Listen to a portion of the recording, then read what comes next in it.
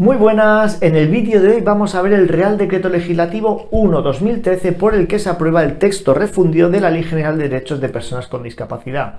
Vamos a aprovechar este vídeo porque el Real Decreto ha sido recientemente actualizado por la Ley 6/2022 de 29 de marzo con el fin de establecer y regular la accesibilidad cognitiva y sus condiciones de exigencia y aplicación. La 1/2013 de discapacidad es una de esas normas que junto con la de dependencia, igualdad y violencia de género deberían de enseñarse en edades tempranas sus conocimientos más básicos para luego poco a poco ir entrando más en ellas en profundidad y ver cómo afectan en nuestro día a día. Pero en este caso lo que vamos a hacer es dar un repaso de la parte que nos interesa para quedarnos al menos con el mínimo exigible que nos pueden pedir en un examen de oposición. Pero en nuestro caso nos vamos a quedar con un repaso de la parte que nos interesa de esta norma y quedarnos con al menos el mínimo exigible de lo que nos pueden preguntar en un examen de oposición. Así que vamos a empezar directamente con el artículo 1, su ámbito de aplicación, que es garantizar el derecho a igualdad de oportunidades y de trato, así como el ejercicio real y efectivo de derechos por parte de personas con discapacidad en igualdad de condiciones con respecto a ciudadanos y ciudadanas. ¿A través de qué? A través de la promoción de la autonomía personal, la accesibilidad universal, del acceso al empleo, de la inclusión en la comunidad y en la vida independiente y de la erradicación de toda forma de discriminación. Además, también en su ámbito de aplicación hace un régimen específico de infracciones y sanciones que no vamos a entrar en él. ¿Vale? Esto, el ámbito de aplicación, que es el artículo 1. En el artículo 2 tenemos una serie de definiciones. Yo os recomiendo una o dos leídas a todas las definiciones, pero nos vamos a quedar con las más importantes. La primera, la igualdad de oportunidades, que es la ausencia de discriminación. La otra es la discriminación directa, que es en la situación en la que se encuentra una persona con discapacidad cuando es tratada de manera menos favorable que otra en situación análoga por motivo de o por razón de su discapacidad. Muy importante de cara a los exámenes. Y sobre todo lo que es la discriminación indirecta, ¿vale? Que es cuando una disposición legal o reglamentaria, una cláusula convencional o contractual, o un pacto individual, o una decisión unilateral, o un criterio, o una práctica, o sea, todo lo que se os ocurra, o bien un entorno, producto o servicio aparentemente neutro, y eso es lo que tenemos que subrayar, aparentemente neutro, puede ocasionar una desventaja particular a una persona respecto a otra por motivo o razón de su discapacidad. O sea, lo que tenemos que es una disposición legal o reglamentaria, o cualquier acto, o cualquier contrato, cualquier lo que sea, que aparentemente neutro, que lo miramos y digo, pues no parece nada raro, pero hay un tema que a lo mejor deja fuera a una persona con discapacidad por la razón que sea, ¿vale? El aparentemente neutro es discriminación indirecta. Y esto en el examen les gusta mucho preguntarlo. También otras de las definiciones que tenemos es el acoso, ¿vale? Que es toda conducta no deseada relacionada con la discapacidad de una persona, tenga como objetivo o consecuencia atentar contra su dignidad o crear un entorno intimidatorio, hostil, degradante, humillante u ofensivo, ¿vale? La definición de acoso también la he visto en más de un examen. Por último, ya si queréis, la transversalidad, que es básicamente no limitarse a planes, programas o acciones específicas, sino llevar a cabo unas políticas y líneas de acciones de carácter general que se encuentran incluidas en todos los ámbitos de la actuación pública. A mí esto me lo explicaron una vez y me gustó mucho, que era, ¿qué significa la transversalidad? Sobre todo en este tipo de políticas de discapacidad, igualdad, violencia, etc. Pues significa que tú imagínate, tienes todas tus leyes de oposición en un montón, ahí, hasta arriba, montonazo. Llegan estas leyes y es como que las parten por la mitad. Dice, eso es transversal. Todo lo que tenga que ver con discapacidad, violencia, igualdad, etcétera, tiene que estar regulado de alguna manera en todas estas leyes. Y no tiene que haber discriminación, sea directa o indirecta, no puede haber acoso, no puede haber nada. Transversalidad, ¿vale? En todos los ámbitos de la actuación pública. En el artículo 3 se encuentran los principios de esta ley, que yo le daría una leída y no más, ¿vale? Aún así, ¿quiénes son los titulares de derecho que vienen regulados en esta ley? ¿A quién se va a considerar personas con discapacidad? Esos son los titulares de derecho. Las personas con discapacidad son aquellas que presentan deficiencias físicas, mentales, intelectuales o sensoriales, previsiblemente permanentes que, al interactuar con diversas barreras, pueden impedir su participación plena y efectiva en la sociedad en igualdad de condiciones que los demás. Esa es la definición que tenemos de persona con discapacidad y a la vez el titular de derecho de esta norma. Vale. También se va a considerar una persona con discapacidad a quien se le haya reconocido el grado de discapacidad igual o superior al 33%. Y es aquí cuando empiezan pues las ayudas, los beneficios, etcétera, etcétera. hasta que no se reconoce ese 33% mínimo o igual o superior, no podemos acceder realmente a todos los beneficios, ayudas, etcétera, que tenemos en la discapacidad. También se va a entender una persona con discapacidad quien tenga reconocida la pensión de incapacidad permanente, ya sea en grado total, absoluto o gran invalidez, o los pensionistas de clases pasivas en una pensión de jubilación o retiro por incapacidad, ambas, jubilación o retiro por incapacidad permanente para el servicio o inutilidad. Todas estas personas que tengan este tipo de jubilación o este tipo de grado total, invalidez, etcétera, se va a considerar que como mínimo tienen el 33%. Luego ya veremos en los equipos de valoración y demás que le tienen que poner un grado en concreto, si lo piden, ¿no? Pero mínimo se va a considerar que tienen el 33%. Las personas que tengan una incapacidad permanente en grado total, absoluto o gran invalidez, o una pensión de jubilación y retiro por incapacidad o inutilidad, ¿vale?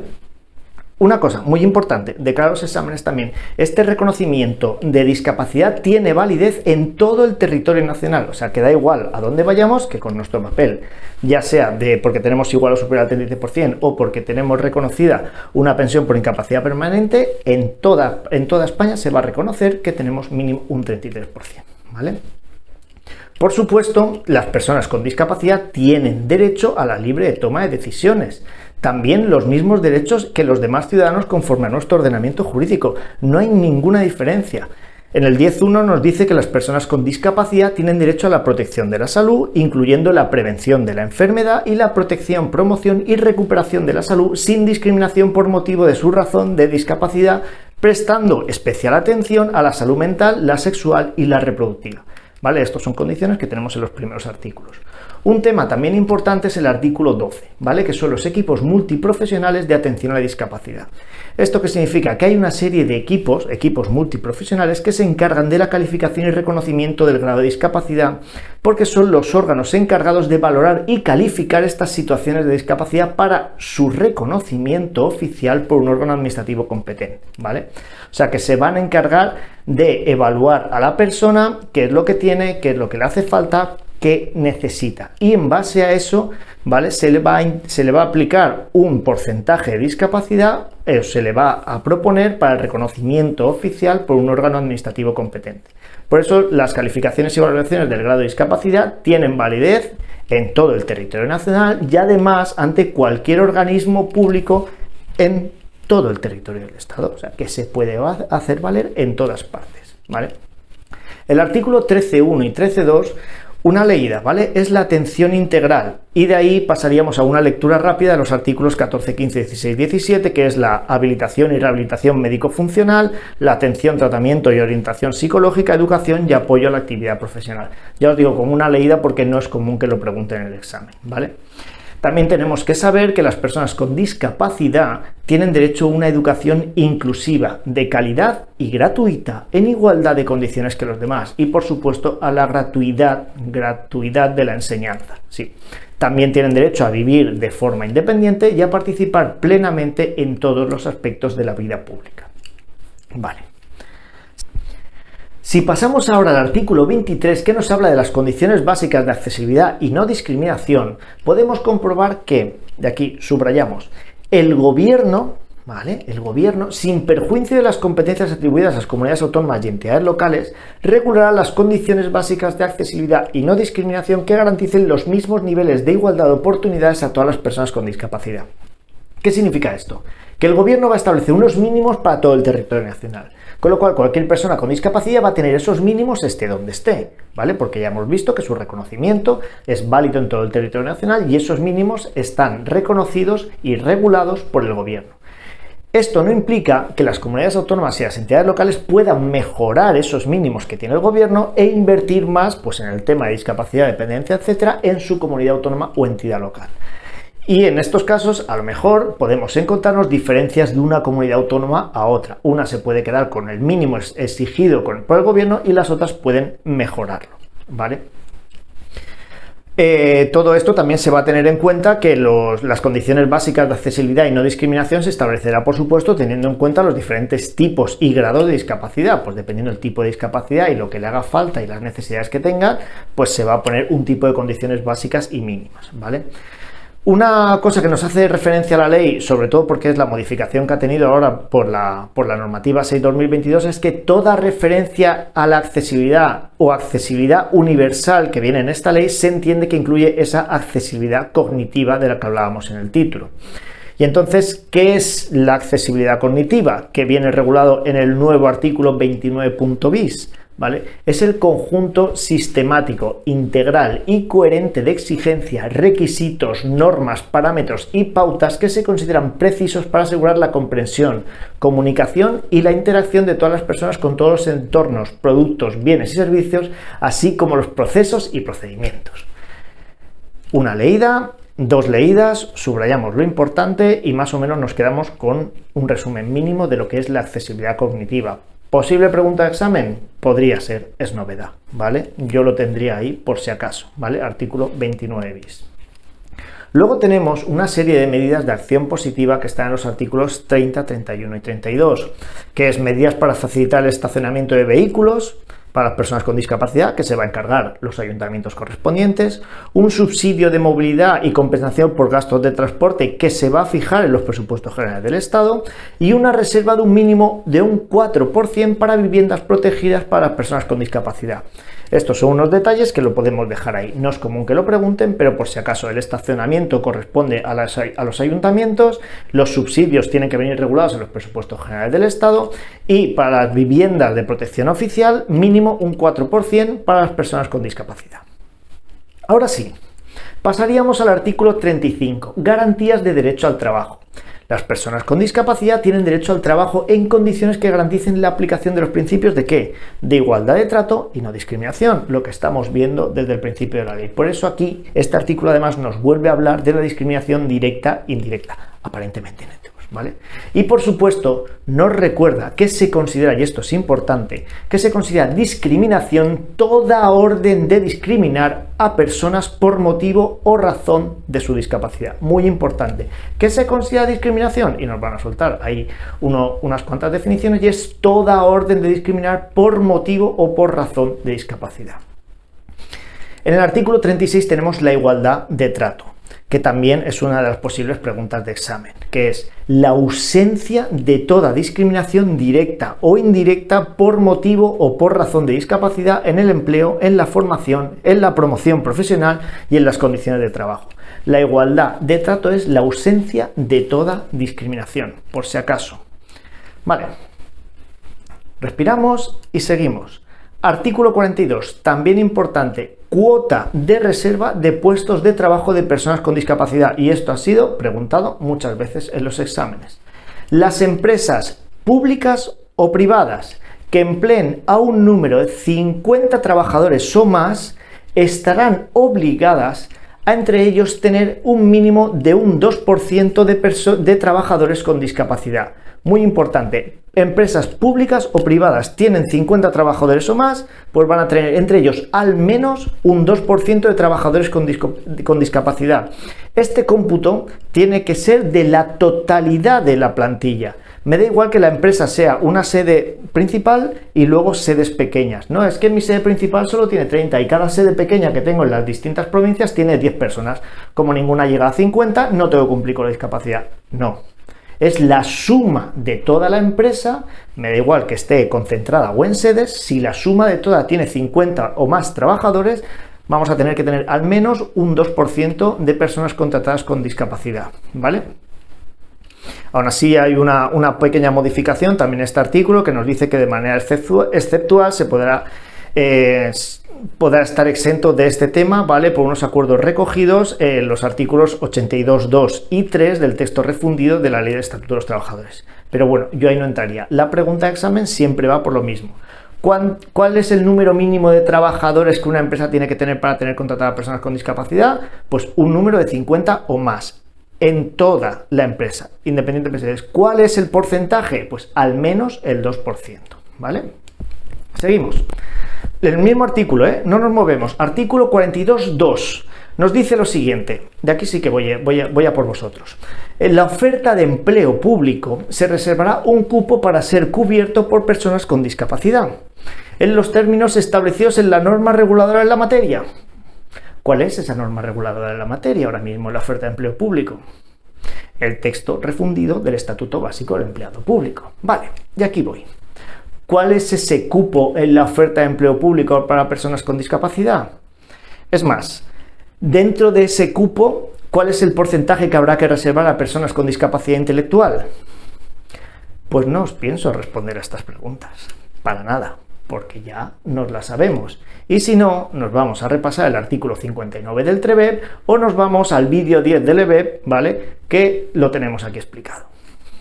Así que ahí os lo dejo. Seguimos. En el artículo 43 tenemos los centros especiales para el empleo para la inclusión laboral de personas con discapacidad.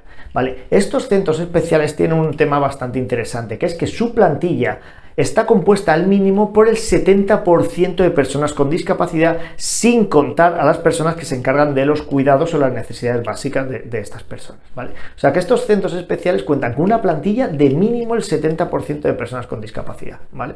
Por si acaso no lo preguntan en el examen. Si ya pasamos a los artículos 53 y 54, vemos que las personas con discapacidad podrán ejercer el derecho a la participación en la vida política y en los procesos electorales y a participar plena y efectivamente en la toma de decisiones públicas que afecten en igualdad de condiciones a los demás ciudadanos. Normal y muy lógico de entender, ¿vale? Pero ahora sí que vamos a ver unos órganos que son muy preguntados en los exámenes de oposición, que son tres, ¿vale? El Consejo Nacional de Discapacidad, la Oficina de Atención a la Discapacidad y el Observatorio Estatal de la Discapacidad. Vamos con el primero, regulado en el artículo 55, Consejo Nacional de la Discapacidad. Ojo, que aquí tienen, de vez en cuando intentan colárnosla. El Consejo Nacional de la Discapacidad es un órgano colegiado interministerial, ¿vale? Subrayamos eso, interministerial, de carácter consultivo. Se le consultan cosas, ¿vale? Por si acaso, subrayamos esta parte, interministerial y consultivo, y que se va a encargar de la definición y coordinación de las políticas públicas que garanticen los derechos de las personas con discapacidad. De esto se va a encargar el Consejo Nacional de la Discapacidad, ¿vale? En particular, corresponderá al Consejo Nacional de la Discapacidad la promoción, y esta es la palabra clave, la promoción de la igualdad de oportunidades y no discriminación en las personas con discapacidad. Así que marcamos eso, colegiado interministerial de carácter consultivo y se va a encargar de la promoción de la igualdad de oportunidades y no discriminación. Actualmente, ¿dónde está este Consejo Nacional de la Discapacidad? Pues está dentro del Ministerio de Derechos Sociales y Agenda 2030.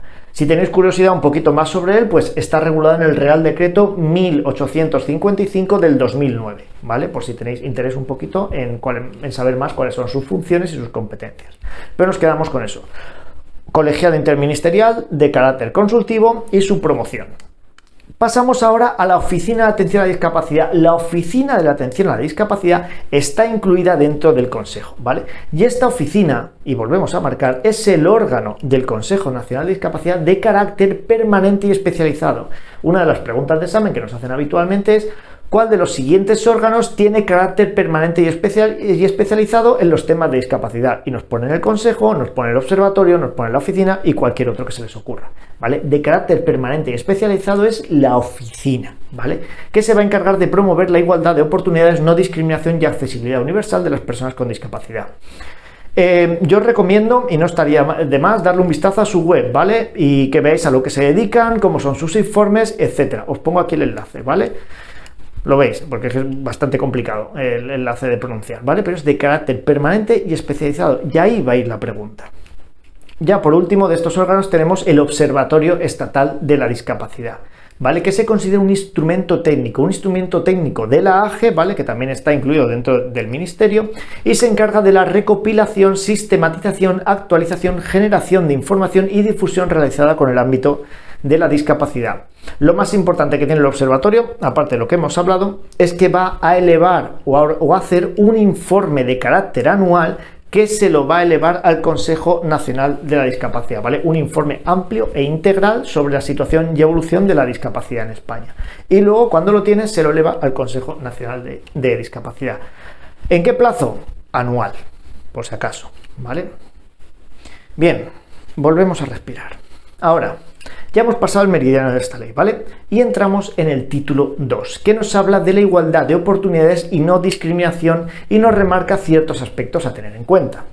El primero de ellos es la vulneración del derecho de igualdad de oportunidades, que es cuando por motivo o por razón de discapacidad se produzcan discriminaciones directas o indirectas, discriminación por asociación, acosos, incumplimiento de las exigencias de accesibilidad y de realizar ajustes razonables, así como el incumplimiento de las medidas de acción positiva legalmente establecidas. ¿Qué hacemos con esta vulneración de derechos de igualdad de oportunidades que viene regulada en el título 2? No la leemos un par de veces y ya está, ¿vale? Es por un poquito más de conocimiento. También tenemos unas garantías de derecho a la igualdad de oportunidades. ¿Quién se va a encargar de estas garantías? Los poderes públicos. Y nos quedamos con eso. Los poderes públicos establecerán medidas contra la discriminación y medidas de acción positiva, ¿vale? Esas medidas contra la discriminación son aquellas que tienen como finalidad promover o prevenir o corregir que una persona sea tratada de manera directa o indirecta menos favorable que en otra que no lo sea, en una situación análoga o comparable por motivo o por razón de su discapacidad, ¿vale? Esas ir en contra de esas medidas contra la discriminación. Y las medidas de acción positiva, ¿vale? Los poderes públicos, volvemos a remarcarlo, son los que van a adoptar esas medidas de acción positiva en beneficio de las personas con discapacidad, ¿vale? Por remarcar un poquito más y hacer un poquito más extenso el vídeo, como si no fuese suficiente, tenemos el artículo 77, ¿vale? Que son los criterios especiales de la prueba de hechos relevantes. ¿Qué ocurre aquí? Que en los procesos jurisdiccionales, en los procesos judiciales, ¿vale? En los que se deduzca la existencia de indicios fundados de discriminación por motivo o por razón de discapacidad, corresponderá a la parte demandada, ¿vale? La aportación de una justificación objetiva o razonable o suficientemente probada o de conducta o las medidas adoptadas y su proporcionalidad del por qué parece, ¿vale?, que ha habido una discriminación contra la discapacidad, ¿vale? Lo que viene a ser la inversión de la carga de la prueba, ¿vale? Que al final es la persona demandada la que tiene que justificar el por qué no es así, ¿vale? En el 77. Y esto, pues, un poquito de, pues, como conocimiento un poquito más ampliado, ¿vale? Ahora sí, ya por último, ¿vale?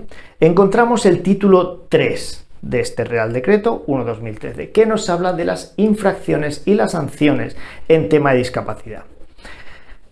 Salvo que lo tengáis incluido específicamente en vuestro programa de oposición, no os recomiendo que entréis aquí, porque no lo preguntan, ¿vale? Salvo que esté realmente incluido en vuestro programa, ¿vale?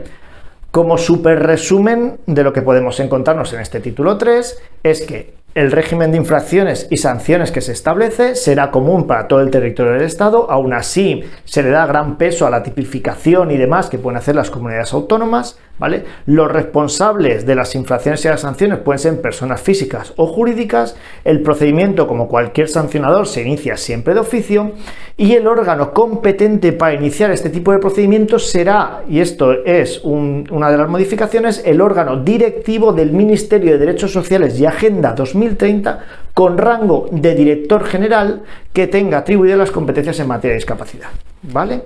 Suficiente. Es la Administración General del Estado en todo el territorio nacional, personas físicas o jurídicas, se inicia de oficio, un rango de director general quien tenga la competencia para iniciar el procedimiento de infracción y sanción, ¿vale? Pues con esto ya estamos terminando el vídeo. Al final no ha sido para tanto. Vamos a un pequeño resumen de todo lo que hemos visto, ¿vale? ¿Qué hemos visto?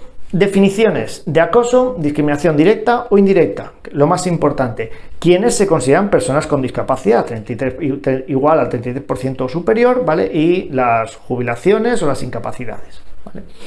Lo que es la igualdad de trato. En las empresas que tengan 50 o más trabajadores, el porcentaje a tener de personas con discapacidad será el 2%. El Consejo Nacional de Discapacidad, que es un órgano consultivo, la Oficina de Atención a la Discapacidad, que tiene carácter permanente y especializado, y el Observatorio Nacional de la Discapacidad como instrumento técnico con su informe anual que se lo eleva al Consejo Nacional de la Discapacidad. Y en el título 2 hemos visto las medidas de discriminación, acción positiva y pruebas en los procesos jurisdiccionales. Así que aquí ya ponemos prácticamente fin al vídeo, ¿vale? Y dejamos por visto el Real Decreto Legislativo 1/2013 de Derechos de Personas con Discapacidad y su modificación por la Ley 6/2022. Así que, como siempre, muchas gracias por ver los vídeos y esos anuncios. A los mecenas, en un ratito os cuelgo el resumen y algunas otras cositas que me resultan interesantes, ya lo sabéis. Y os comento también que ya estamos empezando a abrir todas las redes sociales, ya tenemos Twitter, estamos viendo Instagram, tenemos un canal de comunicación en Telegram y estamos en ello, ¿vale? Que estamos abriendo las redes sociales y lo tenéis enlazado, lo vais a tener enlazado en la descripción de este vídeo y también en la parte de información del canal, ¿vale? Y ahí están todas, para que no se os pierda nada, sobre todo cuando vamos a empezar a hacer algún directo en Twitch, etcétera, que más de uno de vosotras y vosotros me estáis diciendo que no llegan bien los avisos, ¿vale? Así que nada, espero que os haya gustado el vídeo, nos vemos en el siguiente.